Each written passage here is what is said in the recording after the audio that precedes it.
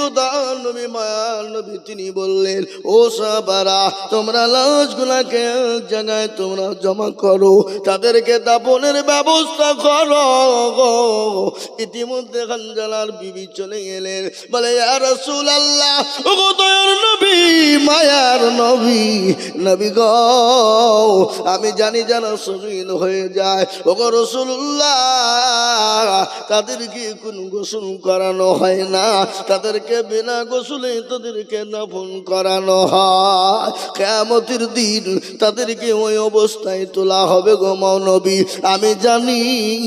তারপরও আমি আপনাকে বলে দিই ইয়া রাসূলুল্লাহ, ওগো দয়ার নবী, আমার স্বামী হানজালার উপর গোসল টুকুন ফরজ হয়ে গেছে, ওগো নবী, একটু দয়া করে আমার হানজালার গোসল টুকুন আপনি দিয়ে দেবেন। নবী দেখলেন সাহাবাদেরকে, বললেন, ও সাহাবারা, আমি তো আমার হানজালার লাশ খুঁজে পাই না, তোমরা খুঁজো আমার হানজালার লাশ কোথায় রয়েছে। হযরত হানজালার লাশটা যখন কোথাও খুঁজে পাওয়া গেল না, নবীর একটু মুখটা ভারী হয়ে গেল।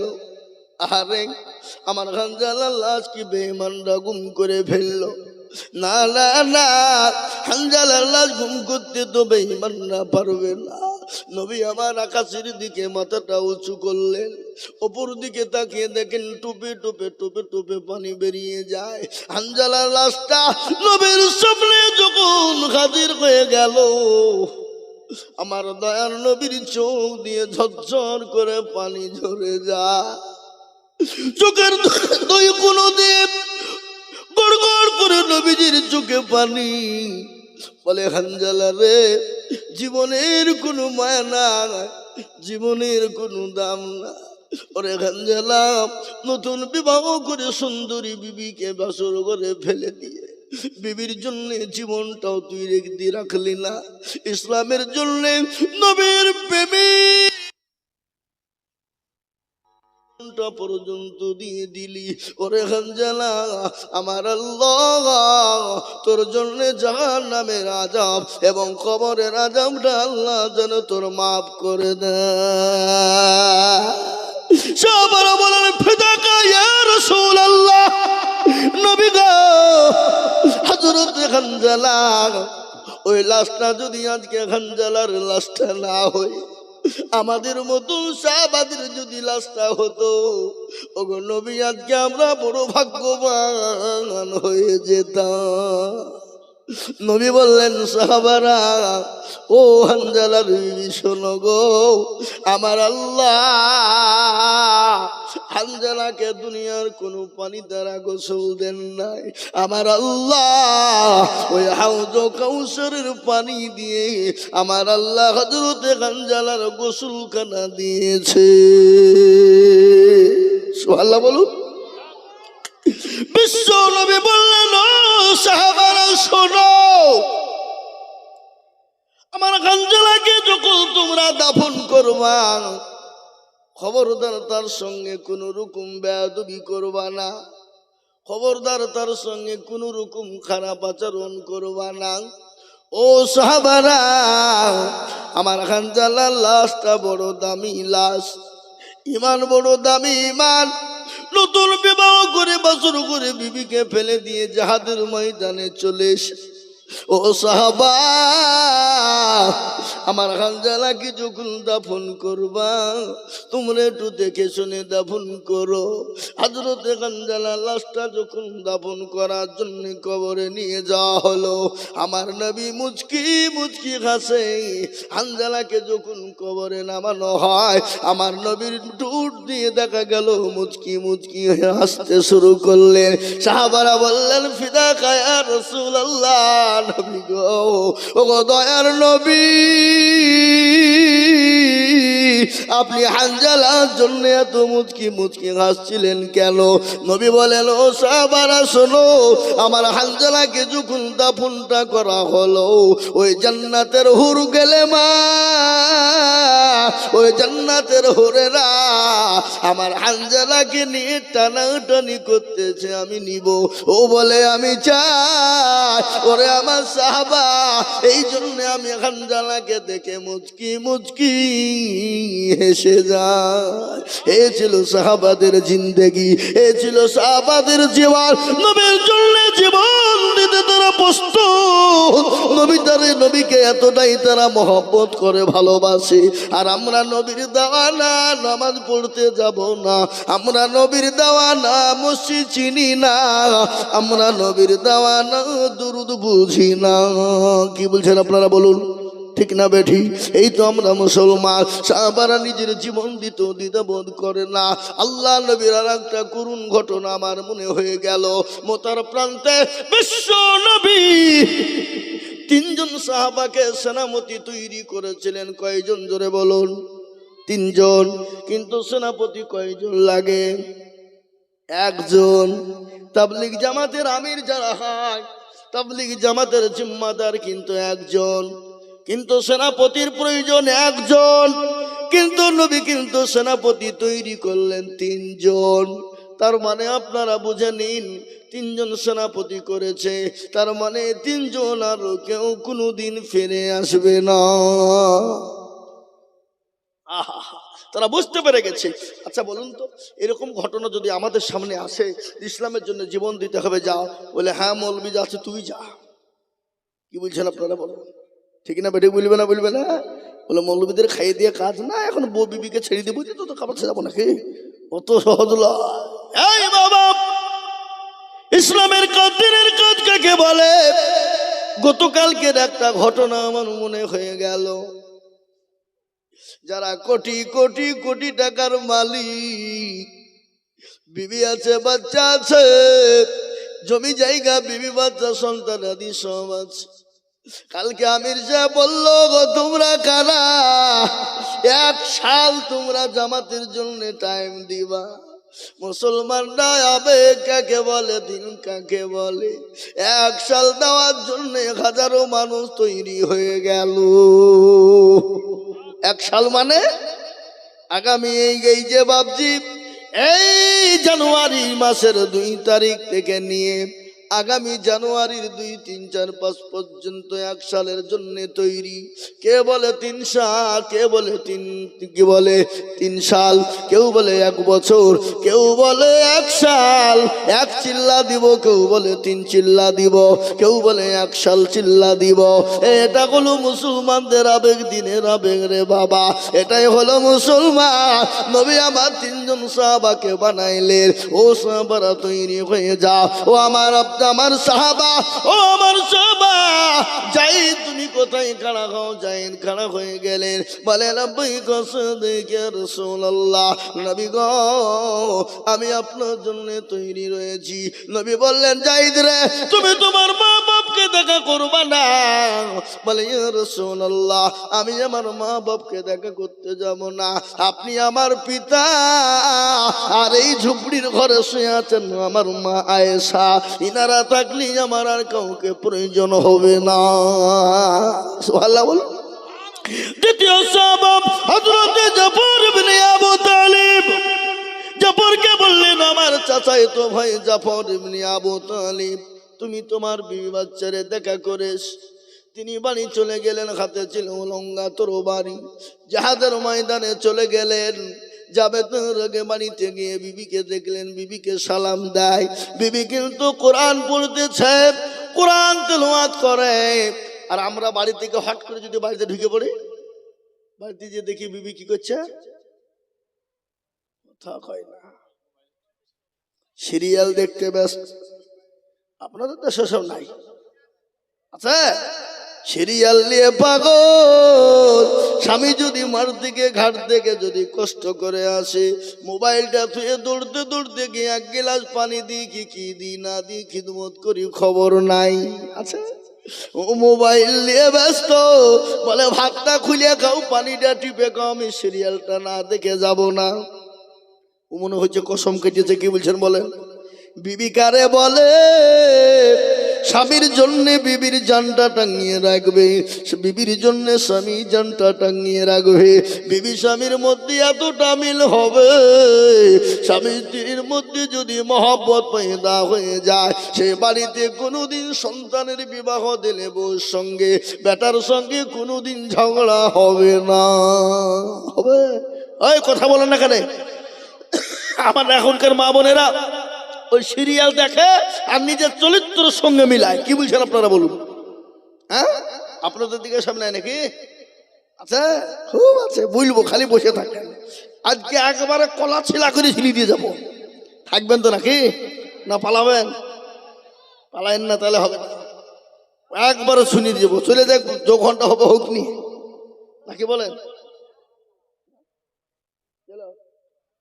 এই তুমি মুখ ঢেকে থাকো না, মেয়ে ছিলে নাকি? মুখ ঢাকা মাল মানে বুঝে নিবেন গোলমাল। এখনকার ছেলে মেয়েরা যারা মুখ ঢাকিয়ে দেখবেন হয় পালিয়ে যায়, না হলে দেখবেন কোন অন্যায় কাজে লিপ্ত। কি বলছেন আপনারা বলেন? মুখে মুখোশ পড়ছে, বলছে গরুর মুখে মুখোশ দেওয়া হয় না। হ্যাঁ, ঠিক না বেরিয়ে জোরে বলুন। হ্যাঁ, এ মুসলমান দরদি আমার ভাইয়েরা, আজকে শোনাবো আপনাদেরকে স্বামী স্ত্রীর মহব্বত কি জিনিস, এটা শোনাবো। একটু বসে থাকেন। মুসলমান দরদি হযরতে জাফর ইবনে আবু তালিব তিনি চললেন, বাড়িতে গিয়ে দেখছেন বিবি কোরআনে কারিমা তেলাওয়াত করে। বলে, বিবি রে, আমি তোমার স্বামী এসেছি, জাফর তুমি আমার সালামটা না। বিবির সালামটা দিলে কোরআনটা বন্ধ করো। বিবি কোরআনটা বন্ধ করলো। বলে, বিবি রে, আমি তোমার স্বামী জিহাদের ময়দানে চলে গেলাম, আমার জন্য তুমি দোয়া করো। বিবি হাতটা তুলে দোয়া করবে, জাফরের কাছে চলে বলো তরবারি উল্টো পিঠ দিয়ে আঘাত করে বললো, বিবি রে, তুমি আমার জন্য দোয়া করো না, তোমার তো আল্লাহ দরবারে কবুল হবে না। বলে, কেন? আমার আল্লাহ আমাকে দ্বিতীয় সেনাপতি তৈরি করেছে, আমার আগেও একজন, আমার পরেও একজন। ও বিবি, তোমার দোয়া কবুল হবে না। আমি ইসলামের জন্য যাদের ময়দানে চললাম, আমার ছেলেগুলাকে তুমি মানুষ করে তাদেরকে জিহাদের ময়দানে যাওয়া তুমি তৈরি করো। হযরত জাফর তিনি বাড়ির দিকে রওনা হয়ে গেলেন। পেছনের দিকে ছেলে মেয়েরা বিবির আপনার কাটা কবিতরের মতো, কাটা কবিতর যেমন, কাটা মুরগি যেমন জমিনে পড়ে ছটপট ছটপট ছটপট ছটপট করে, হযরতে জাফরের বিবি ছেলে মেয়েরা জমিনে পড়ে তারা ছটপট ছটপট ছটপট আব্বু আব্বু বলে ডাক দেয়। জাফর রাদিয়াল্লাহু তাআলা আনহু একটা বারের জন্য পেছনের দিকে এরকম করে ঘুরিয়ে দেখলেন না। নারায়ে তাকবীর, নারায়ে তাকবীর। হযরতে জাফর রাদিয়াল্লাহু তাআলা আনহু তিনি চলে গেলেন জিহাদের ময়দানে। দ্বিতীয় খলিফা, দ্বিতীয় সেনাপতি, তৃতীয় সেনাপতির নাম হলো হযরত আব্দুল্লাহ ইবনে রাওহা। নতুন বিবাহ করেছে, বিবির চেহারা কান তার মনে নাই, বিবিরও চেহারা কান মনে নাই, স্বামীর চেহারা। বিবিকে বাড়িতে গিয়ে দেখছেন বিবি কোরআন তেলাওয়াত করে, স্বামীর অপেক্ষায় রয়েছে। বিবিকে বললেন, বিবি রে, আমি তোমার স্বামী আব্দুল্লাহ ইবনে রাওহা এসেছি, আমার সালামটা একবার নাও, আর আমার জন্য তুমি একটু দোয়া করবা, আমি জিহাদের ময়দানে চলে গেলাম। বিবিকে বললেন, বিবি রে, আমার জন্য দোয়া করবা।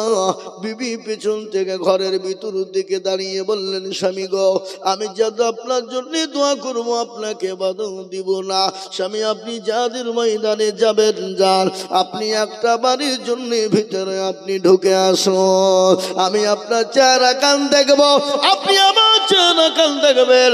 জিহাদের ময়দানে যদি আপনি শহীদ হয়ে যান, কিয়ামতের দিন আমি আপনার চেহারা কানে জানে খুঁজে পেয়ে যাই। জাফর বলল, বিবি রে, এই উদ্দেশ্য যদি তোমার হয়, হাজার হাজার ঘোড়ার ভিতরে একটা ঘোড়াও যদি সাদা থাকে, বলো বিবি তুমি খুঁজে পাবে কিনা?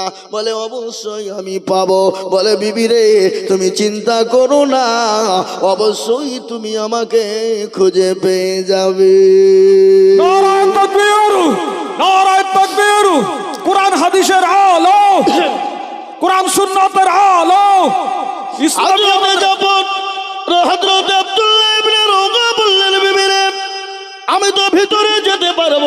বলে কেন?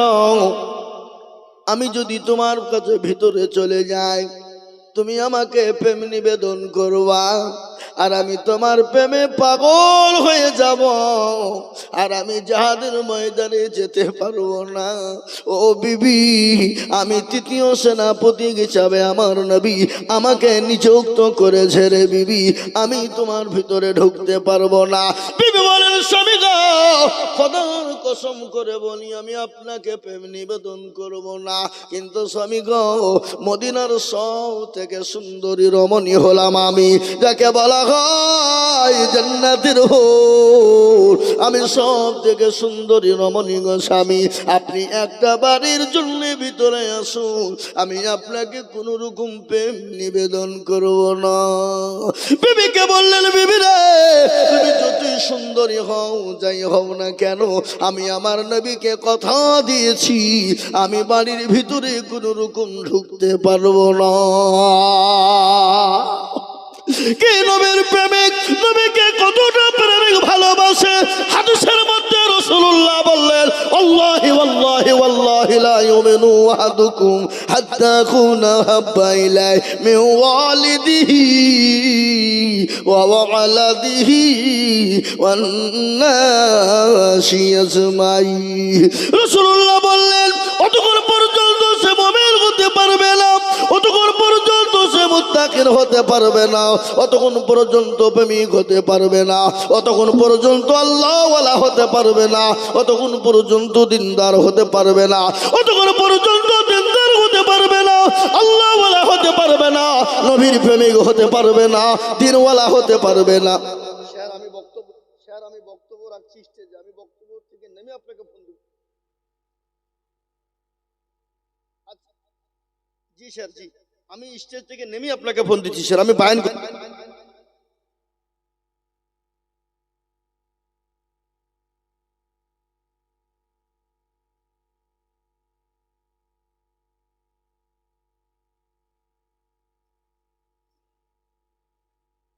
একটা ঘটনা ঘটেছে, বুঝলেন, মর্মান্তিক ঘটনা আমার সাথে ঘটেছে। আমি গত পরশুদিন রাত্রি কাটা বাগানে জালসা ছিল আমার। এই কাটা বাগান ছিলেন তো, গোসধরপাড়া ওইখানে, তখন আমি প্রোগ্রাম করি, আমার সঙ্গে আরো আমার 3-4 জন বন্ধুরা ছিলেন, ইজতেমার ময়দানে যাওয়ার জন্য রেডি। যেতে গিয়ে কিন্তু সেই দিন কিন্তু প্রচন্ড কুয়াশা, অতিরিক্ত কুয়াশা, মানে কিছু দেখা যাচ্ছিল না। যা হোক কারণবশত ওই কল্যাণী থানার কাছে জাগলি যে আপনার ওই যে টোল আছে, টোলের ওখানেই একসঙ্গে 5-6 খান গাড়ি ব্রেক মেরেছে, আর আমারও গাড়িটা ব্রেক মেরেছে, আর ব্রেক মারার সঙ্গে সঙ্গেই ছেঁচড়ে গেছে, আর ছেঁচড়ে দিয়ে তার সামনে একটা গাড়ি ছিল, গাড়িকে লেগে যায়, তাতে আমার গাড়িও ক্ষত বিক্ষত হয়, সামনের যে গাড়িটা ছিল তারও যা ক্ষতি হয়েছে। আমি তাদেরকে বললাম যে ভাই একটা সেটেলমেন্ট করলেন, তো বললাম যে আপনি বলুন কত দিবেন, আমার লোক ছিল তো, বললাম 5-6 হাজার নেন। আমি বললাম যে না 5-6 হাজার না, আপনি 10,000 টাকা নেন, নিয়ে কাজটা করে নিয়ে। এখন ওরা বলতে চাইছে যে 20,000 যা খরচ হবে সব দিতে হবে। আমি বলছি ভাই, রাস্তায় চলতে গেলে তো অনেক কিছু ঘটে, আপনাদেরও হইতে পারে, এটা আমার যদি আপনার গাড়িতে যদি আমার গাড়িতে লাগতো আপনি কি করতেন? বলে আপনার গাড়িতে আমাদের লাগেনি, আমার গাড়িতে লেগেছে, মানে একসঙ্গে 5-6 খান গাড়ি। তো যাই হোক মানামানি করলো না, বললাম তাহলে গাড়ি এখানে থুয়ে দেন না, আমাদের সঙ্গে চলেন। গেলে আমি ওদেরকে ইজতেমাতে গাড়ি পর্যন্ত গাড়িতে করে নিয়ে গেলাম, সবগুলাকে গাড়িতে আটে না, তো জোর জবরদস্তি নিয়ে গেলাম। তারপরে তো দেখুন থানায় ওরা আবার কমপ্লেন না কি করেছে, দেখুন স্যার ফোন করছে, কি বুঝলেন, এই তো অবস্থা, বুঝলেন না? আপনারা মনে মনে ভাবছেন যে কি ব্যাপার শেয়ার করছে, স্যার আবার কিছু বললো নাকি, বলবি বুঝিয়ে দেয় ভালো না, কি বুঝছেন আপনারা? হ্যাঁ, তো এই মুহতারাম বুজুর্গ দোস্ত আজিজ আমার ভাইয়েরা, আমার আল্লাহ ওয়ালারা, দিনওয়ালা ইমানওয়ালা কলমাওয়ালারা, তো সাহাবারা নবীকে এতটাই ভালোবাসতেন। রাসূলুল্লাহ বললেন, অতক্ষণ পর্যন্ত তুমি মুমিন হতে পারবে না, কতক্ষণ পর্যন্ত হতে পারবে না, যতক্ষণ পর্যন্ত নিজের জীবনের থেকে বিবি বাচ্চা জমি গাড়ি বাড়ি ধন সম্পদের থেকে আল্লাহ তার রসুলকে বেশি না ভালোবাসবে ততক্ষণ পর্যন্ত তুমি মুমিন হতে পারবে না। তাই আমি আপনাদেরকে বলবো হুজুর গো, পৃথিবীর জমিনে যতদিন থাকবো আল্লাহ তার রসুলকে নিজের জীবনের থেকে বেশি ভালোবাসবো। একটু হাতটা উঁচু করে দিয়ে একটু মহাব্বতের সঙ্গে আল্লাহকে দেখে বলুন ইনশাআল্লাহ। তুলুন, হাত তুলুন। অনেকে তুলল না, ওরা মনে মনে করছে যে তুললেই বিপদ। না না, তুললে বিপদ নয় বাবা, যে তুলে দিল সে জিতে গেল, যে তুলে দিতে পারলো না হেরে গেল। কি বলেন আপনারা, হেরে গেল জিতে গেল বলেন তো নাকি? বলেন না, বুঝতে পারেন না?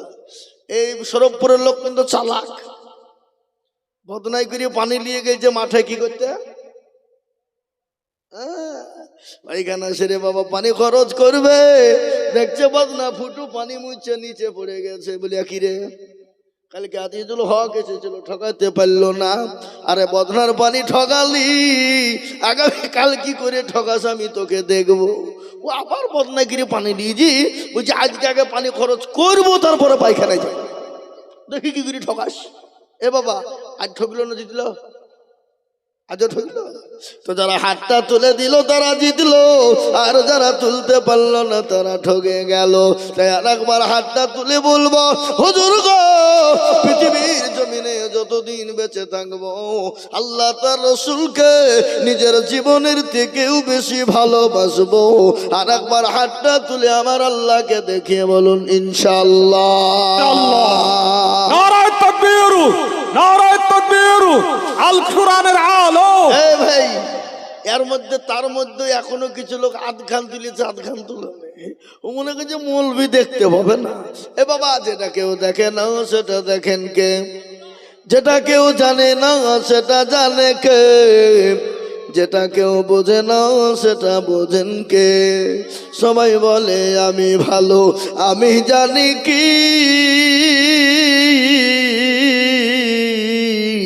আমার মনের গোপন খবর জানে আল্লাহ জি। আলোতে আধারে নিরজনেতে কোথা কি করেছ তুমি সব জানে সে, সেখানে চোখে দেখেও যাবে না ফাঁকি, আমি জানি কি। মুসলমান গো, কেউ যেটা জানে না আল্লাহ সেটা জানে, যেটা কেউ দেখে না আল্লাহ দেখে। আজ আমি আপনাদেরকে বলবো বাবা, ইসলাম আছে থাকবে, রসুল্লাহর দিন আছে থাকবে, পেয়ারা নবীর দিন আছে থাকবে, ইসলামকে কেউ মিটাতে পারবে না, কোরআনকে মিটাতে পারবে না। বলুন তো কোরআনের মালিক কে? কোরআনের মালিক হলেন আমার আল্লাহ।